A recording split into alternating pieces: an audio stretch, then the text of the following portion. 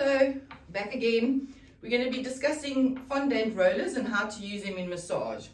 So there are different sizes, but I think the easiest sizes are these two to use. So we're going to start off with doing a little bit of massage at the back of our necks. So Mara here is going to just help us see it from behind. So basically, you just want to use this rolling up and down on your neck, going as hard or soft as you want, okay? Go all the way to the top. You can even massage up onto the skull and wiggle, wiggle, wiggle there. And the other side, yeah, exactly. Then midline. So you can either also just turn your head like that, side to side, I'll say, or you can take the fondant roller and go side, I'll say, and side to side. All the way down, down and down. Also, it's very, very nice. And it's in your control as to how much you push. You can even tilt your head back if you want to, you know, like that. And then just pull it a little bit forward gently and bounce it a bit. And the same over here. Okay, so that's kind of a really, really nice, simple thing you can do anywhere, anytime. Okay, then we wanted to just also, you can also do the same with your thigh. You can just, we'll get you just turn around so you can face that way. So what we do is, again, just pull up always to the heart, okay? Because that's how the lymphatic system drains and the venous system.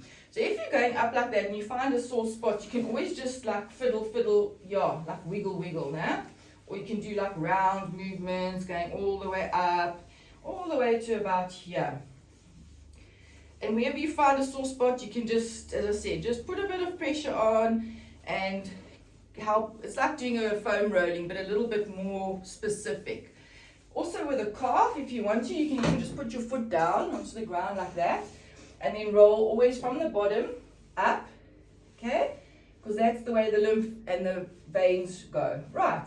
Another easy thing to do as well is put that behind your knee, and you can just slowly just pull it like this. There we go. What that does, it opens the knee up really nicely and gives it a nice little stretch. But obviously only do that if there is no pain, right? So also just showing you if you have somebody at home that can help you. If you lie down, Laura, so also very nice thing. So you, especially people who have very sore, sore weak hands or thumbs.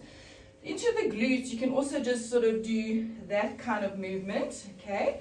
Or again, you can push on a spot, ask the person to tell you where the sore spots are, and you just do that, and you carry on like that. You can go nicely, gently over the sacroiliac joint, like that, all the way over, and then on both sides, all right? That's also fabulous, especially with us sitting a lot, these sacroiliac joints and these glutes get so tight.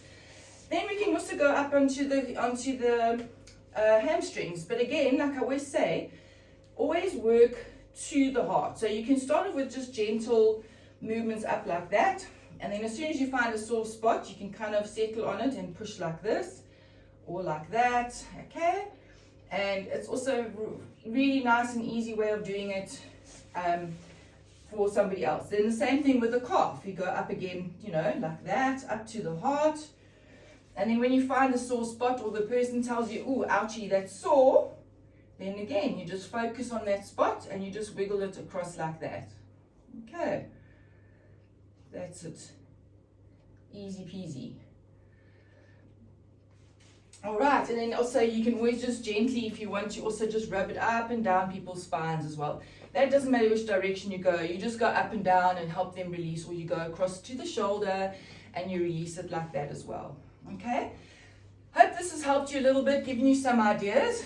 Thank you to my guinea pig. I will see you soon. Bye.